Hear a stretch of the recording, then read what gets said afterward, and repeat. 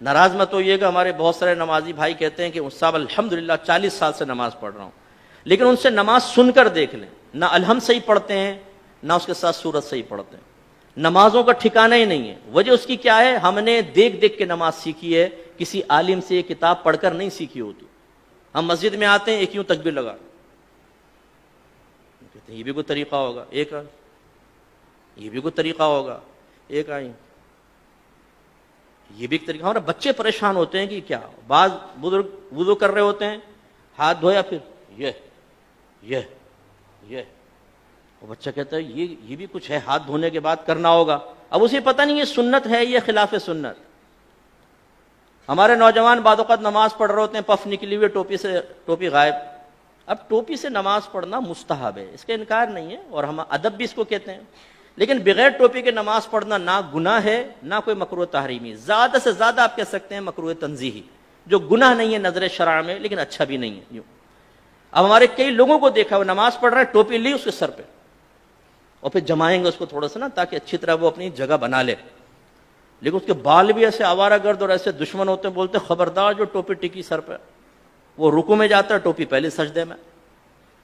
یہاں تک میں نے دیکھا ہے نوجوان سجدے میں گیا تو اس کو سجدے میں اس کے وہ جیسے نٹ کس رہے ہیں اس کے سر کے اوپر۔ ارے بھائی اس کو ٹوپی پہننا کوئی لازم نہیں تھا، آپ کا یہ اس کو اس طرح تنگ نہ کرنا واجب تھا، آپ نے کیا، آپ گناہگار ہوئے۔ سرکار نے تو نمازی کے آگے سے ایک قدم بڑھنا منع فرمایا، آپ پوری تباہ زمائی کر رہے ہیں اس کے سر کے اوپر ٹوپی لگانے کے سلسلے میں۔ ایسی بیٹا آنکھیں بند کر کے نماز نہیں پڑھتے ہیں، آنکھیں کھول کر پڑھتے ہیں۔ حالانکہ فقہ نے واضح لکھا ہے کہ اگر آنکھیں بند کر کے خشوع و خضوع زیادہ ہوتا ہے تو مستحب ہے کہ آنکھیں بند کر کے نماز پڑھیں، اور اگر آنکھیں کھول کر نماز پڑھنے سے خشوع و خضوع آتا ہے، دنیاوی خیالات سے نجات پاتے ہیں، تو آنکھیں کھول کر پڑھنا مستحب ہے۔ سمجھانا کیا چاہ رہا ہوں، دین سیکھا نہیں ہوتا ہم نے، سنی سنائی بات یا مسجد میں آ کے وہی آبزرویشن کے ذریعے جو ہم نے سیکھا ہوتا ہے اسے دوسروں پر مسلط کر رہے ہوتے ہیں۔ بچہ بیٹھا ہوا ہے پاؤں ہلا رہا ہے، بیٹا ایسے پاؤں نہیں ہلاتے، نحوست ہوتی، وہ بچہ رک جاتا ہے۔ اب بھائی کہاں سے نحوست ہوتی ہے یہ بتائیے، پاؤں ہلانا کہاں سے نحوست ہے؟ یہ تو کوئی نحوست نہیں ہے، شریعت نے تو کوئی منع نہیں کیا۔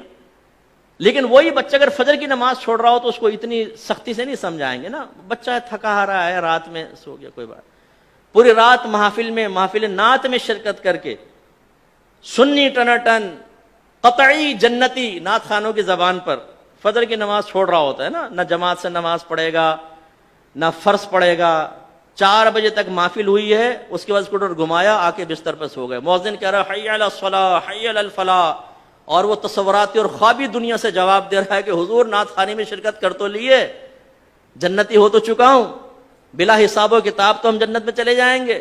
خود نعت خان نے شعر سنایا ہے، ہم رسول اللہ کے جنت رسول اللہ کی، یہ حی علی الصلاح حی علی الفلاح دوسرے لوگوں کے لیے ہے، جو نعت خوانی میں شرکت نہیں کرتے ان کے لیے ہو سکتا ہے، ہم تو جنتی ہیں۔ یہ ہم لوگوں کی حالت ہے۔ تو خلاصہ کلام یہ ہے کہ دین آپ سیکھیے۔ میں نے الحمدللہ بالغان کا بہت مدرسہ پڑھایا، نمازیں سنیں کوئی ٹھکانہ نہیں، سبحان رب الاعلی، التحیات، حالانکہ صحیح لفظ ہے التحیات، التحیات نہیں ہے۔ اسی طرح صحیح لفظ ہے رب اجعلنی، اور اکثر کیا پڑھیں گے ربی جعلنی، ربی جعلنی، غلط ہے۔ یہ اصل میں اجعل صیغہ امر کا، ربی کو با کو جیم سے ملائیں گے حمزہ وصلی گر جائے گا، رب اجعلنی، رب اجعلنی، لیکن ربی جعلنی۔ تو یہ کیوں ہوتا ہے؟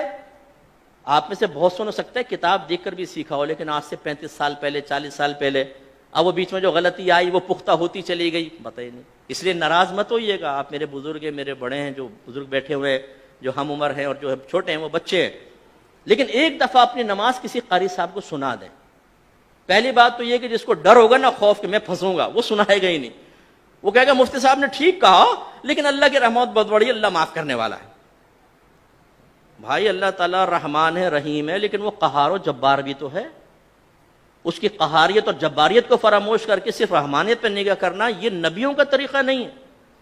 وہ وصف نبوت حاصل کرنے کے باوجود، صحابہ کرام وصف صحابیت حاصل کرنے کے باوجود ڈرتے رہے اپنے رب سے، وہ رحمت کا یقین بھی رکھتے تھے اور اللہ کے عذاب سے بھی خوفزدہ رہتے تھے۔ یہ ایک مومن کی شان ہے۔ تو سیکھیے،